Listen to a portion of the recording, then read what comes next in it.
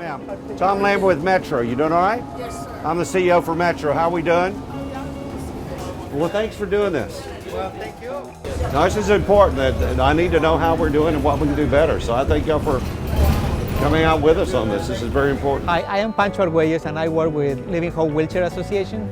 Our members, when they are trying to use the regular Metro buses, the main problem is sidewalk access to the bus stop itself. This is too high ramp slant when she's coming down, but if you had a curb and a sidewalk, it balances it. Yeah. But coming down, it's too much elevation. And When she's coming down by herself? Yep. So we know that we've got to do a lot of work with the city, with the county, with TxDOT, with the smaller cities to improve sidewalks.